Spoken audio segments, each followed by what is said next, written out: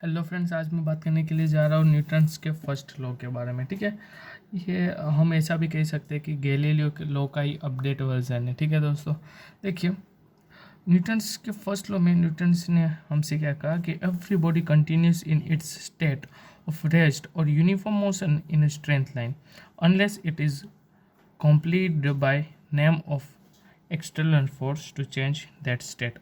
अभी देखिए, इसे मैं पहले आसानी से आपको समझाता हूँ।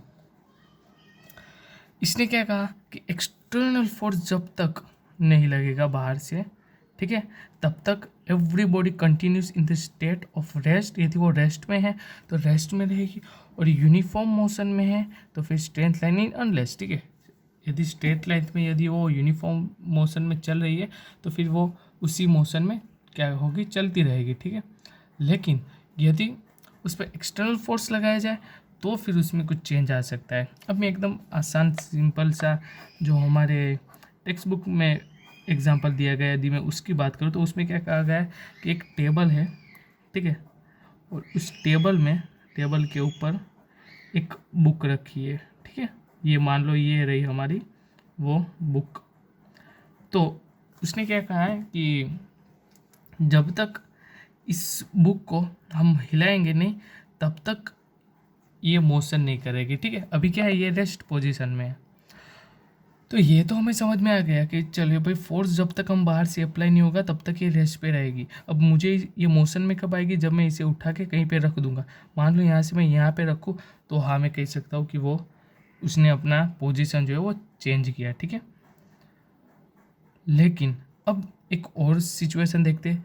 मान लो मैंने इस टेबल को यहाँ से यहाँ पे ला दिया, मैंने टेबल को चेंज किया, तो अब आप कहेंगे हमने तो टेबल पे फोर्स किया, फोर्स अप्लाई किया, इस पे तो कुछ नहीं किया।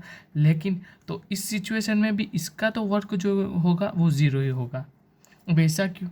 क्योंकि हमने जो वर्क किया वो टेबल पे किया है, हमने इसके साथ कुछ नहीं किया है। ठीक है, तो इसके लिए तो ये जो टेबल के रिस्पेक्ट में है उसने कुछ वर्क नहीं किया है। अब मैं इसे दूसरा जो एग्जांपल है उससे मैं बात करता हूँ। देखिए, अब मैं पहले तो सिंपल एक बात है क्या कि मान लो मेरे पास ये एक बॉल है। ठीक है, अब ये बॉल पहले तो आगे क्यों जा रही है, ये आगे क्यों जा रही है क्योंकि पीछे की तरफ फ्रिक्शन लग रहा है। अब ये कॉन्सेप्ट आपको टेक्स्ट बुक में एक कार के एग्जाम्पल से दिया गया है।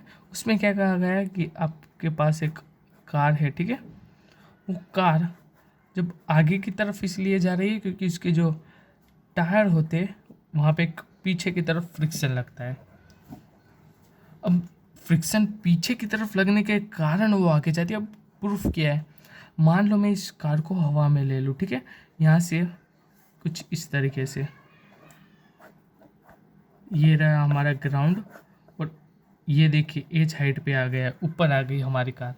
तो अब मैं जितना चाहूँ उतना भी, भले टायर को 120 की स्पीड भी भले मेरे पास हो, लेकिन फिर भी मैं वहीं पे रहूँगा। क्यों? क्योंकि मैं पहले तो इस रोड से, ठीक है, इस ग्राउंड से कनेक्टेड नहीं हूँ, और कनेक्टेड होऊंगा तभी तो यहाँ पे फ्रिक्शन लगेगी। ठीक है, यहाँ पे क्या होता है, टायर भले आगे की डायरेक्शन में जा रहा है, लेकिन ये टायर का जो यहाँ पे टच हो रहा है वो पीछे की तरफ फोर्स लगाता है, उसके बाद ये आगे आएगा, वो लगाएगा, उसी तरीके से ये घूमता रहेगा और कार जो है वो आगे जाती जाएगी। और यही रीज़न है। ठीक है, तो अब इसका और इसका क्या लेना देना है। मैंने क्या कहा था कि इसकी जो एक्चुअली इसकी जो कार की स्पीड है वो किस पे डिपेंड करती है, फ्रिक्शन पे। ठीक है, जितना फ्रिक्शन ज़्यादा होगा उतनी ही इसकी स्पीड जो है वो बढ़ेगी, कम होगी। अब इसे कैसे समझ से, इसलिए तो टायर, अब मान लो यहाँ पे बॉक्स होता तो आगे नहीं जा पाता। ठीक है, तो फ्रिक्शन जो है वो क्या है, एक्सटर्नल फोर्स है, वो अंदर से नहीं लग रहा है।